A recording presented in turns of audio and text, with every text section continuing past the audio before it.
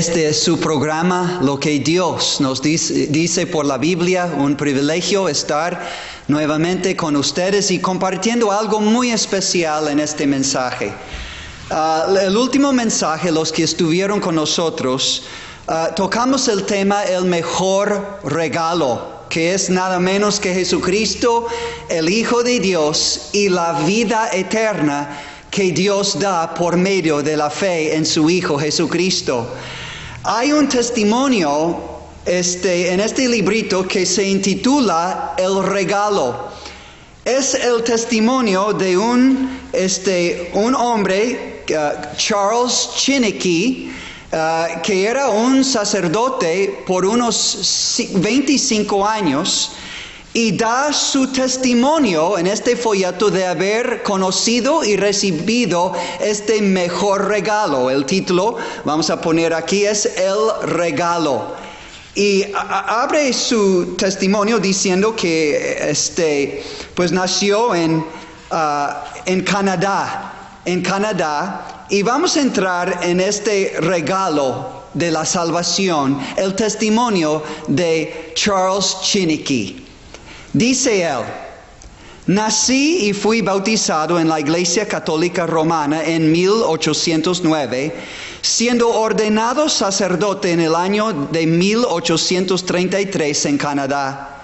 Cuento en la actualidad con 74 años de edad y hace casi 50 años que recibí el sacerdocio bajo la Iglesia de Roma. Por 25 años yo fui un sacerdote de esa iglesia. Y te quiero decir con toda honestidad que yo amé a la iglesia de Roma y que ella me amó también. Yo hubiera derramado cada gota de sangre por mi iglesia y hubiera dado mi vida 1000 veces por ella, para extender su poder y su dignidad sobre el continente americano y sobre todo el resto del mundo. Mi más grande ambición era convertir a los protestantes y traerlos a mi iglesia, puesto que yo había sido enseñado y se me había predicado que fuera de la iglesia de Roma no existe salvación. Y yo sentía pena al pensar que todas estas multitudes de protestantes se iban a perder. Pocos años después de que yo nací, nos encontrábamos viviendo en un lugar donde no había escuelas. Mi madre se convirtió en mi primera maestra y mi primer libro de texto fue la Biblia. Cuando yo tenía 8 o 9 años de edad, recuerdo que leí el libro divino, hablando de la Biblia, con un increíble placer. Y mi corazón fue arrebatado completamente con la belleza de la palabra de Dios. Mi madre escogió los capítulos que ella quería que yo leyera, y la atención que le puse fue tal que muchas veces yo rechacé la oportunidad de jugar afuera con los otros niños para poder disfrutar el placer de leer el sagrado libro. Hubo algunos capítulos que yo amé más que otros, y fueron esos los que me aprendí con todo el corazón. Pero después que murió mi mamá, la Biblia desapareció de la casa, probablemente siendo el responsable de esto un sacerdote que ya desde antes había querido poseerla. Sin embargo, ahora esta Biblia es la raíz de todo lo que va a suceder en esta historia, lo que estamos escuchando ahora. Esa fue la luz que fue puesta en mi alma cuando yo era joven, y gracias sean dadas a Dios, que esa luz nunca se ha extinguido, ha permanecido ahí todo el tiempo. Se debe a esa amada Biblia, y a través de la misericordia de Dios, que yo poseo hoy en día un gozo indescriptible, el cual siento entre los redimidos, entre aquellos que han recibido la luz y que están bebiendo de la fuente pura de la verdad. Pero tal vez tú te sientas inclinado a decir: ¿Acaso los sacerdotes católicos romanos le permiten a su gente leer la Biblia? Sí, yo le doy gracias a Dios que así es. Es un hecho de que hoy en día, casi en todo el mundo, la Iglesia de Roma otorga su permiso para que se lea la Biblia. Y de la misma manera tú puedes encontrar la Biblia en los hogares de algunos católicos romanos. Pero cada vez que confesamos esto, debemos decir toda la verdad. Cuando el sacerdote pone la Biblia en las manos de su gente, o cuando el sacerdote recibe la Biblia de su iglesia, existe una condición para ello. La condición es que ya sea el sacerdote o la gente, ellos nunca deberán bajo ninguna circunstancia interpretar una sola palabra de acuerdo a lo que les dicte su propia conciencia o de acuerdo a sus pensamientos.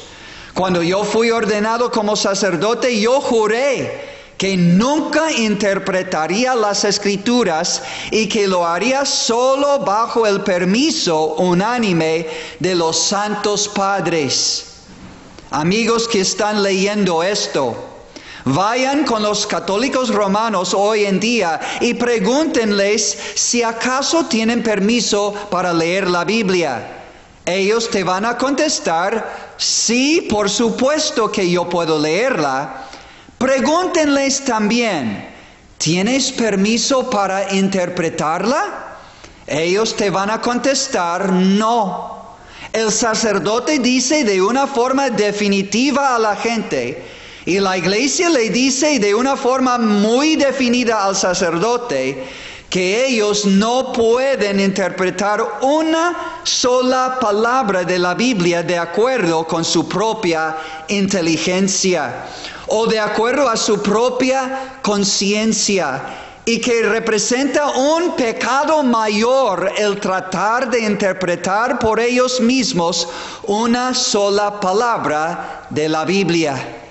El sacerdote de hecho le dice a la gente, si tú intentas interpretar la Biblia con tu propia inteligencia, estás perdido.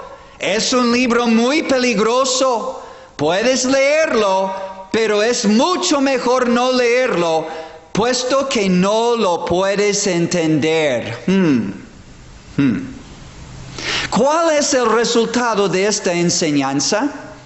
El resultado es que aunque tanto el sacerdote como la gente tienen la Biblia en sus manos, ellos de hecho no la leen. ¿Leerías tú un libro si tú eres persuadido de que no puedes entender una sola palabra de lo que leas? ¿Serían tan tontos como para gastar su tiempo leyendo un libro del cual han sido persuadidos que no van a entender una sola línea de ello? Entonces, amigo mío, esta es la verdad acerca de la iglesia de Roma. Tienen muchísimas Biblias. Tú vas a encontrar una Biblia en la mesa del sacerdote y también en la mesa del laico católico, pero entre 10,000 sacerdotes no existen 2 que hayan leído la Biblia desde el principio y hasta el final, poniendo atención a lo que dice. Han leído unas páginas aquí y otras páginas allá, pero eso es todo. En la iglesia de Roma, la Biblia es un libro sellado, pero no fue así para mí. Lo encontré hermoso para mi corazón cuando yo era un niño, y cuando yo llegué a ser un sacerdote de Roma, yo la leí para ser un hombre fuerte y que me diera la capacidad para discutir a favor de la iglesia. Mi gran objetivo era confundir a los ministros protestantes de América. Yo obtuve una copia de los Santos Padres y la estudié día y noche con las Sagradas Escrituras para prepararme para la gran batalla que yo quería pelear en contra de los protestantes. Yo preparé estos estudios para fortalecer mi fe en la Iglesia Católica Romana. Pero bendito sea Dios, Cada vez que yo leía la Biblia, había una voz misteriosa diciéndome, ¿acaso no te das cuenta que bajo la Iglesia Católica no estás siguiendo la enseñanza de la palabra de Dios, sino únicamente las tradiciones de los hombres? En las horas silenciosas de la noche, cuando yo escuchaba esa voz, yo gemía y lloraba, pero se repetía una y otra vez con la fuerza del trueno. Yo quería vivir y morir bajo la Santa Iglesia Católica Romana y yo oraba a Dios que callara esa voz, pero cada vez que se lo pedía, la escuchaba más fuerte. Cada vez que yo me encontraba leyendo su palabra, Él estaba tratando de romper mis grillos y cadenas, pero yo no dejaba que se rompieran. Él venía a mí con su luz salvadora, pero yo no la retenía. Yo no tengo ningún tipo de resentimientos en contra de los sacerdotes católicos romanos. Algunos de ustedes tal vez piensen que yo tengo resentimientos en contra de ellos. Si piensas esto, estás completamente equivocado.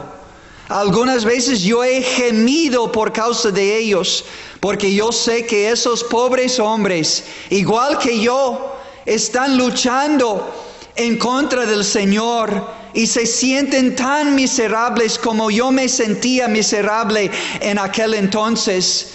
Si yo te cuento una de las luchas de las cuales hablo, tú podrás entender lo que significa ser un sacerdote católico romano y tú entonces orarás por ellos.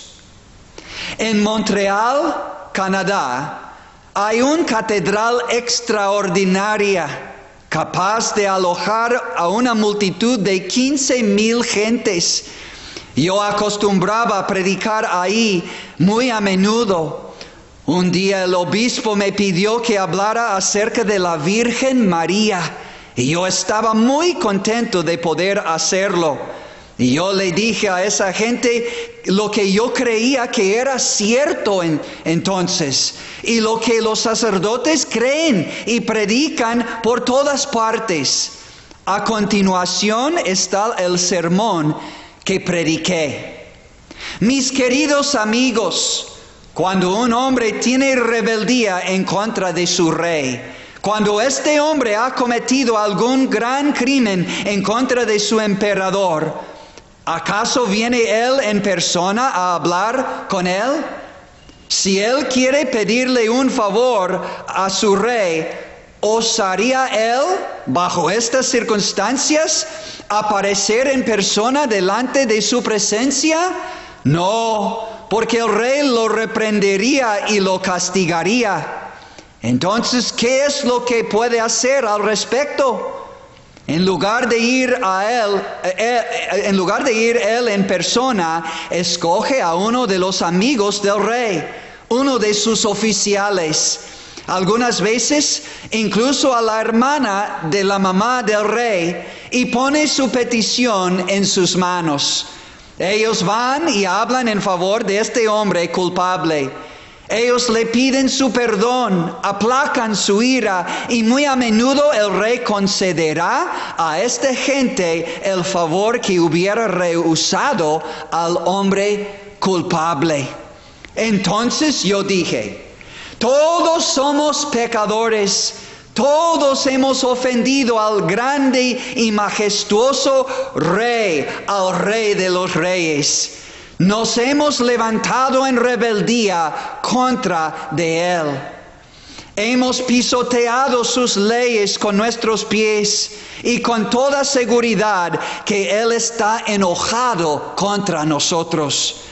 ¿Qué es lo que podemos hacer? ¿Iremos nosotros mismos con nuestras manos llenas de nuestras propias iniquidades?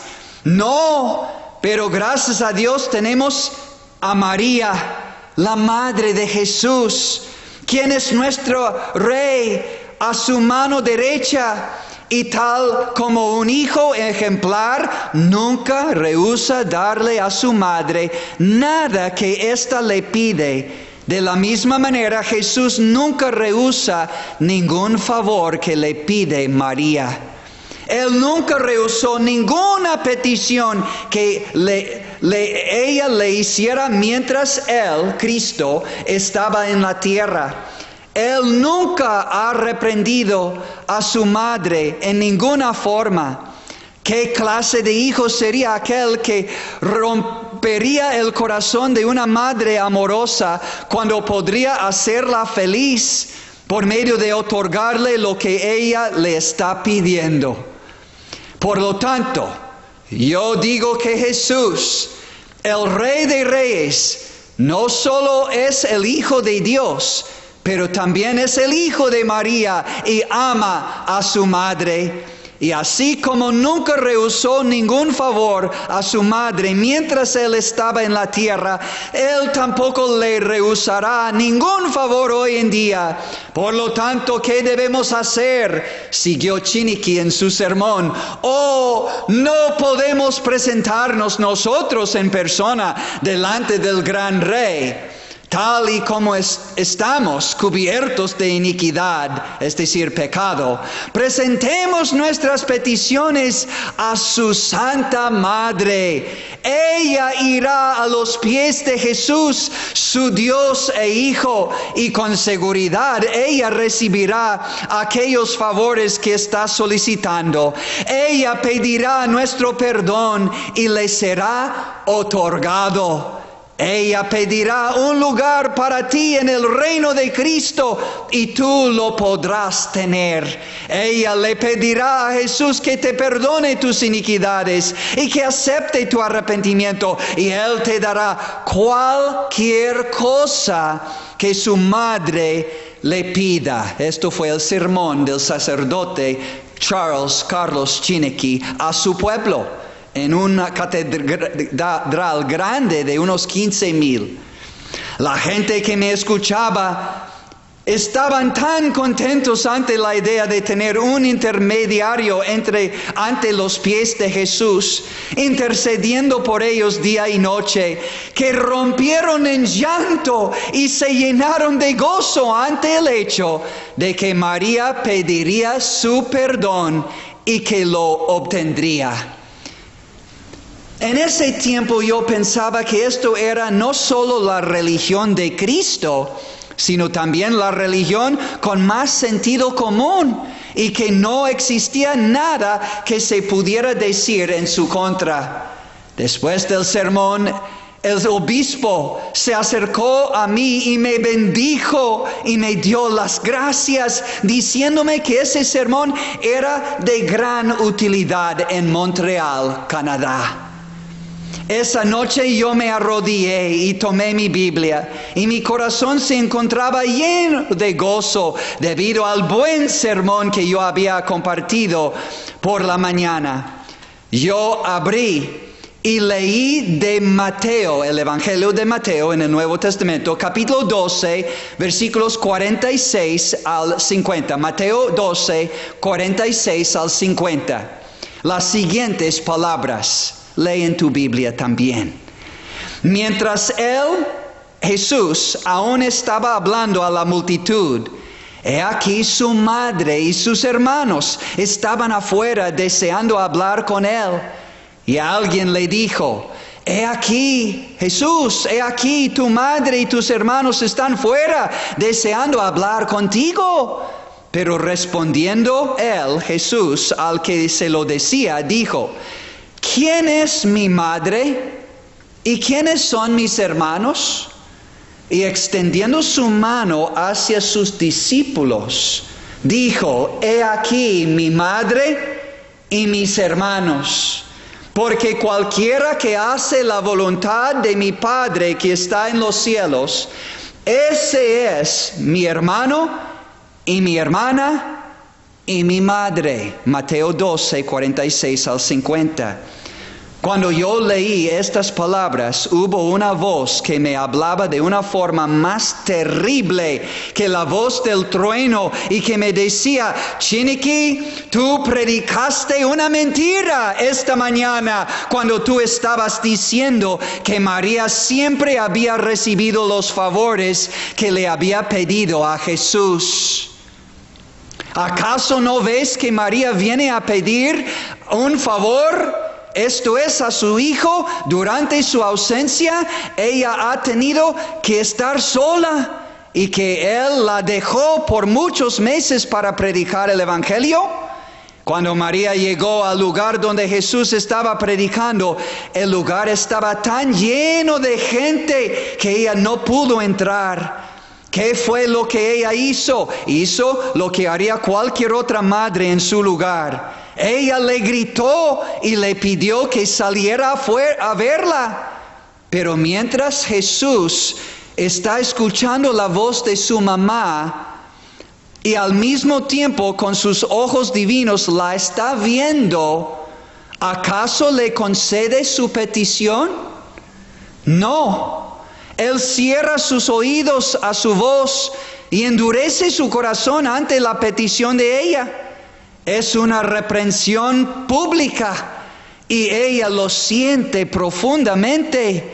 La gente está asombrada, están desconcertados, casi alarmados de lo que está sucediendo.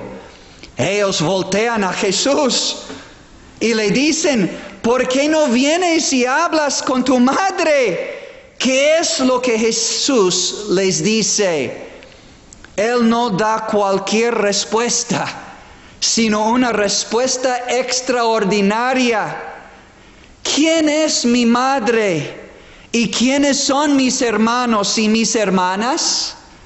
En lo que respecta a María, ella es puesta a un lado y queda sola, y además en ridículo públicamente. Y entonces la voz me habló otra vez con el poder de un trueno, indicándome que leyera otra vez en San Marcos 3, 31 al 35. Tú puedes encontrar el mismo acontecimiento relatado tanto en Marcos como en Lucas, capítulo 8, 19 al 21. En lugar de concederle su petición, Jesús le contestó en tal forma que representó una forma de reprender públicamente a su madre. Y entonces la voz me habló con tremendo poder, diciéndome que mientras Jesús era un niño pequeño, obedecía a José y a su madre. Pero tan pronto como Él se presentó ante el mundo como el Hijo de Dios, como el Salvador del mundo, como la gran luz de la humanidad, entonces María tenía que desaparecer. Es a Jesús solamente que los ojos del mundo tienen que ver para recibir luz y vida. Entonces, mis amigos, la voz continuó hablándome toda la noche: Chiniquí, Chiniquí, tú has dicho una mentira esta mañana y tú predicaste un montón de fábulas y cuentos y cosas que sin ningún sentido.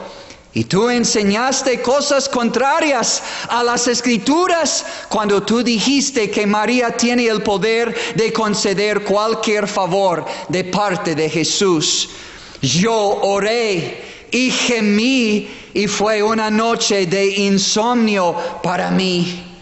A la mañana siguiente me senté a la mesa con el obispo príncipe, el coadjutor, quien me había invitado a desayunar.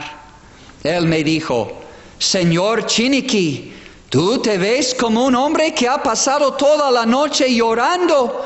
¿Qué es lo que te pasa? Yo le respondí: Señor mío, tú estás en lo correcto. Me encuentro totalmente desolado, más allá de lo que cualquier ser humano puede soportar. ¿Qué es lo que te sucede? Él preguntó. Oh, no te lo puedo decir aquí, le dije. ¿Me podrías conceder 1 hora de tu tiempo en tu habitación a solas? Te contaré un misterio que te asombrará completamente. Después del desayuno salí con él y le dije, ayer tú me felicitaste en gran manera por el sermón en el cual yo probé que Jesús concede las peticiones de su madre. Pero mi Señor, durante la noche yo escuché otra voz mucho más fuerte que la tuya. Y el problema es que yo creo que esa voz es la voz de Dios. Esa voz me ha dicho que todos nosotros, los obispos y sacerdotes católicos romanos, estamos predicando una falsedad cada vez que le decimos a la gente que María siempre tiene el poder de recibir de las manos de Jesús todos los favores que ella le pida. Esta es una mentira. Mi Señor, esto me temo es un error diabólico y causa de mucho daño. El obispo me contestó entonces, Señor Chiniquy, ¿qué es lo que quieres decir? ¿Eres tú un protestante? No, le dije, no soy un protestante. Muchas veces anteriormente yo había sido llamado protestante por leer y profundizar en la Biblia. Pero yo te diré cara a cara que temo sinceramente que ayer yo prediqué una mentira y que tú, mi Señor, prediques también esa mentira la próxima vez que tú digas que debemos invocar a María, usando el pretexto de que Él nunca le ha rehusado ningún favor a su madre. Esto es falso. El obispo dijo, Señor Chiniquy, tú ya has ido muy lejos. No, mi Señor, yo le dije, no tiene caso discutir esto. Aquí está el Evangelio de Mateo, de Marcos, de Lucas, donde encontramos estas cosas. Léalo por usted mismo. Puse el Evangelio en las manos del obispo y él leyó con sus propios ojos exactamente lo que yo le había dicho. Me dio la impresión de que él estaba leyendo esas palabras por primera vez en su vida. El pobre hombre estaba tan sorprendido que se quedó callado y temblando. Finalmente él preguntó, ¿qué significa esto? Bueno, le dije, este es el Evangelio. Y aquí tú puedes ver que María ha venido a pedirle un favor a Jesús. Y él no solo la ha reprendido, sino también se negó a considerarla como su madre. Él hizo esto públicamente para que podamos saber que María fue la madre de Jesús como hombre, pero no como Dios. El obispo estaba atónito. Él no podía contestarme. Entonces yo le pedí que me permitiera hacerle unas cuantas preguntas. Yo dije, mi Señor, ¿quién te salvó a ti y quién me salvó a mí en la cruz? Él contestó, Cristo Jesús. ¿Y quién pagó por tus culpas y las mías a través de derramar su sangre? ¿Acaso fue María o Jesús? Él respondió, fue Cristo Jesús. Ahora, mi Señor, cuando Jesús estaba en la tierra, ¿quién amó más al pecador? ¿Fue María o Jesús? Y una vez más él contestó que fue Jesús. ¿Acaso vino algún pecador a María para ser salvo mientras ella estuvo en la tierra? No. ¿Recuerdas tú que a algún pecador que haya acudido a Jesús para ser salvo? Sí, a muchos. ¿Los reprendió Jesús por hacer eso? No, nunca. ¿Recuerdas que alguna vez Jesús haya dicho a los pecadores, vengan a María y ella los salvará? No, él respondió. ¿Recuerdas que Jesús alguna vez le haya dicho a los pecadores, vengan a mí? Sí, él dijo eso. ¿Alguna vez acaso él desmintió esas palabras? No, nunca. ¿Y quién es entonces el que posee el poder para salvar a los pecadores? Le pregunté. Oh, siempre ha sido Jesús, contestó el obispo. Ahora, mi Señor, dado que ahora Jesús y María están en el cielo, ¿puedes tú mostrarme en las Escrituras que Jesús haya perdido su deseo y su poder para salvar a los pecadores?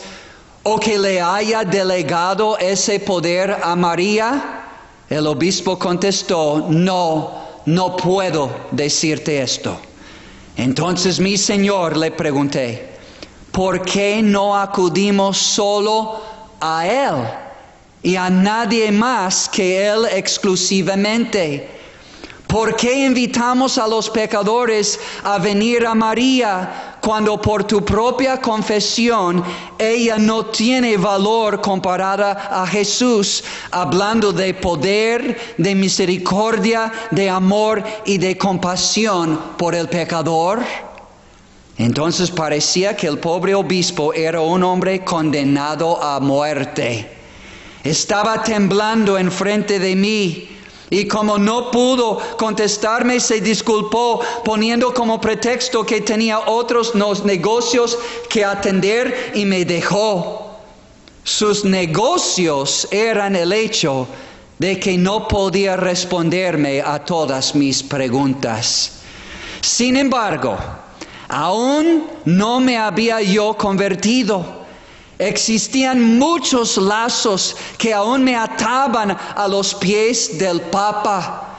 Iban a venir muchas otras batallas antes de que yo pudiera romper las cadenas que me tenían atado. Pero en esos días, aunque me sentía atribulado, todavía no había perdido mi celo por mi iglesia. Los obispos me habían otorgado gran poder y autoridad, y el Papa personalmente me había puesto por encima de muchos otros, y yo guardaba la esperanza de que con muchos otros y poco a poco pudiéramos llegar a reformar a la iglesia en muchas cosas. Bueno, hasta aquí.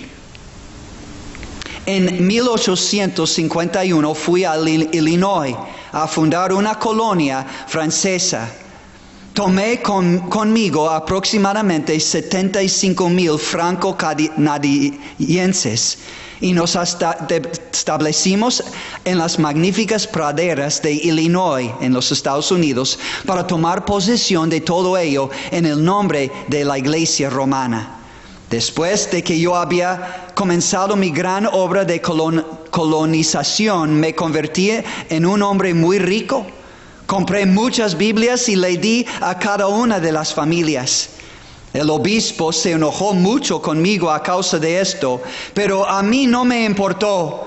Yo no tenía ninguna intención de abandonar la iglesia de Roma, pero al mismo tiempo yo quería guiar a mi gente de la mejor manera posible, tal y como Cristo quería que yo los guiara. Ahora el obispo de Chicago hizo algo que como buenos franceses no podíamos tolerar. Era un gran crimen y por lo tanto yo escribí al Papa y al mismo tiempo yo lo despedí de sus funciones. Otro obispo que fue enviado en su lugar, que trajo el gran vicario a visitarme. El gran vicario me dijo, señor Chiniquy, estamos muy contentos de que usted haya despedido al obispo anterior, dado que era un mal hombre. Pero en muchos lugares sospechan de usted de que ya no forma parte de la iglesia de Roma. Se sospecha que usted sea un hereje, un protestante. ¿Podría usted darnos un documento con el cual probemos ante todo el mundo que usted y su gente siguen siendo buenos católicos romanos? Yo dije, no tengo ninguna objeción en hacerlo. Él continuó diciendo, Y es el deseo del nuevo obispo a quien el Papa envió personalmente el tener ese documento de parte de usted. Entonces yo tomé un papel y me parecía que este era el momento de oro para callar la voz que me había estado hablando día y noche, causando tantos problemas con mi fe. Yo quería convencerme a mí mismo de esta manera que en la Iglesia Católica Romana sí estábamos siguiendo la verdad y no solamente tradiciones de los hombres. Yo escribí las siguientes palabras: mi Señor, nosotros los franco-canadienses de la colonia de Illinois queremos vivir en la Santa Iglesia Católica Apostólica Romana, fuera de la cual no hay salvación, y para probar esto prometemos obedecer tu autoridad de acuerdo a la palabra de Dios, tal y como encontramos en el Evangelio de Cristo. Yo firmé el documento y se lo di a mi gente para que lo firmaran y lo hicieron. Entonces se lo di al gran vicario y le pregunté lo que pensaba de ello. Él dijo: es exactamente lo que queremos. Él me aseguró que el obispo lo aceptaría y que todo iba a estar bien. Cuando el obispo leyó la carta de sumisión, él también la encontró correcta y con lágrimas de alegría dijo: estoy tan contento de que hayas escrito tu documento de sumisión, porque temíamos que tú y tu gente se volvieran protestantes. Mis queridos amigos, para mostrarles mi ceguera, debo confesar para mi propia vergüenza que yo estaba contento de haber hecho paz con el obispo, el cual era un hombre, pero al mismo tiempo yo había hecho la paz para con Dios. El obispo me dio una carta de paz, por la cual él declaró que yo era uno de sus mejores sacerdotes y con la cual regresé a mis colonos con la intención de quedarme allí. Pero Dios miró a través de su misericordia y Él estaba a punto de romper esa paz que yo había hecho con el hombre y no con Dios. El obispo, después de mi partida, fue a la oficina de telégrafos y telegrafió mi carta de sumisión a los otros obispos, preguntándoles lo que pensaban de ello. Todos le contestaron lo mismo de forma unánime el mismo día: ¿acaso no te das cuenta de que Chiniquy es un protestante disfrazado y además ha hecho un protestante de ti? ¿No te das cuenta de que no es ante ti que él se está sometiendo, sino ante la palabra de Dios?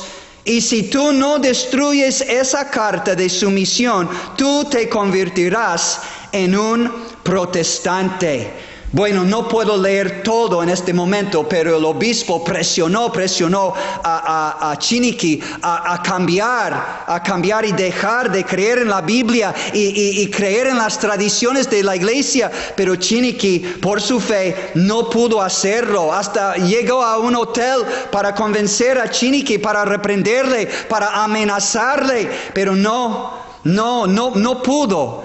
Dice: derramé tantas lágrimas pidiéndole a Dios que me mostrara el camino, pero por un tiempo no había ninguna respuesta. Había dejado a la iglesia de Roma, había entregado mi posición, mi honor y mis hermanos, mis hermanas, todo aquello que era lo más amado para mí, para mantenerse en la fe de Cristo y de la palabra de Dios. Me di cuenta de que el Papa, los obispos y los sacerdotes me atacarían a través de la prensa y a través de los púlpitos. Y yo pude ver que ellos iban a despojarme de mi honor y aún de mi nombre y tal vez de mi propia vida. Pude ver que había comenzado una guerra a muerte entre la iglesia de Roma y yo, y traté de ver si habían quedado algunos amigos que me pudieran ayudar a pelear esta batalla. No encontró ninguno entre sus compañeros de ministerio en la iglesia católica, sus amistades católicos, ni los amigos protestantes que tenía antes. Nadie quería ayudarle en este momento, nadie. Bueno, dice que parecía que Dios estaba tan lejos, pero en realidad se encontraba tan cerca. De repente un pensamiento vino a mi mente: tú tienes el Evangelio, léelo y encontrarás la luz. Todavía de rodillas y con las manos temblorosas abrí el libro. Y no fui yo, sino Dios quien realmente lo abrió, puesto que mis ojos dieron con 1 de Corintios 7:23, que dice: comprados fuisteis por precio, no os hagáis esclavos de los hombres. La luz entró a mí con estas palabras y por primera vez pude ver el gran misterio de la salvación. Tanto como el ser humano lo puede ver, me dije a mí mismo: Jesús me ha comprado. Yo soy salvo. Jesús es mi Dios. Todas las obras de Dios son perfectas. Entonces yo soy completamente salvo. Puesto que Jesús no me salvó a medias. Soy salvo por la sangre del Cordero. Soy salvo por la muerte de Jesús. Y estas palabras fueron tan dulces para mí que sentí un gozo indescriptible, como si las fuentes de la vida hubieran sido abiertas y torrentes de nueva vida estaban fluyendo sobre mi alma. Me dije a mí mismo: yo no soy salvo como lo pensaba antes a través de acudir a María. Yo no soy salvo por el purgatorio o por las indulgencias o por las confesiones y penitencias. Soy salvo por Jesús solamente. Y todas las falsas doctrinas de Roma se fueron de mi mente, como cuando cae una torre que ha sido golpeada en su base. Entonces sentí un gozo y una paz que los ángeles del cielo no podían estar más contentos de lo que yo me encontraba. La sangre del Cordero estaba fluyendo a través de toda mi alma culpable. Con un clamor de gozo yo dije: oh, mi amado Jesús, lo estoy sintiendo, lo sé. Tú me has salvado. Oh, maravilloso regalo de Dios. Yo te recibo en este momento. Toma mi corazón para que sea tuyo para siempre. Regalo de Dios, habita en mí para hacerme puro y fuerte. Habita en mí para convertirme en mi camino, en mi luz y en mi vida misma. Permíteme permanecer en ti desde ahora y para siempre. Pero permíteme pedirte una cosa, mi amado Jesús. No me salves solo a mí. Salva a mi gente. Permíteme enseñarles este maravilloso regalo a ellos también. Oh, que ellos te acepten y se sientan tan ricos y tan felices como me siento yo en este momento. Fue a su congregación de miles y les dio la oportunidad de dejarle ir como su sacerdote y seguir en las tradiciones de la iglesia. Pero dijeron: no. Queremos a ti, y la verdad que predicas les dio otra oportunidad diciendo: ahora pueden seguirme y creer en Jesús y solo en Él como tu Salvador y dejar las tradiciones de la iglesia y seguir solo la Biblia. Y dijeron unánimes, todos se pararon, ninguno se quedó parado y dijeron: te vamos a seguir en el Evangelio de Jesucristo. Termino con estas palabras. El regalo, el gran incomparable regalo, había por primera vez estado ante los ojos de esta congregación en toda su belleza. Ellos lo habían encontrado indescriptiblemente precioso y lo habían recibido. No existen las palabras que pudieran describir el gozo de esa multitud. De la misma manera que ellos se sintieron ricos y felices en el regalo. 6 meses más tarde éramos 2,000 convertidos. Un año después éramos 4,000 convertidos. Y actualmente somos más de 25,000 almas que han lavado sus vestiduras en la sangre del Cordero, quedando totalmente puras. Que este testimonio del ex sacerdote, 25 años como sacerdote de la Iglesia Católica Romana, pero llegó a conocer y recibir el regalo, Jesucristo, y perdón, salvación y vida eterna por fe en Él, sin tradiciones, sin ídolos, sin imágenes, sin obras. Y Él se regocijó junto con esta multitud que se convirtieron con Él, y de allí Las aguas de vida eterna fluyeron hacia multitudes y han llegado a ti y a mí a través de este mensaje. Oh amigo, no rechaces el regalo único y suficiente que te puede salvar también. Invoca a Jesús, invítale a ser tu Salvador y recíbele en tu corazón de todo corazón. Él te lavará en tu sangre, su sangre preciosa.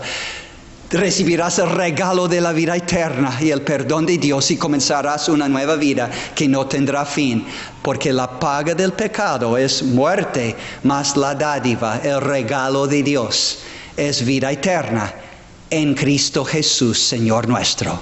Que Dios les bendiga.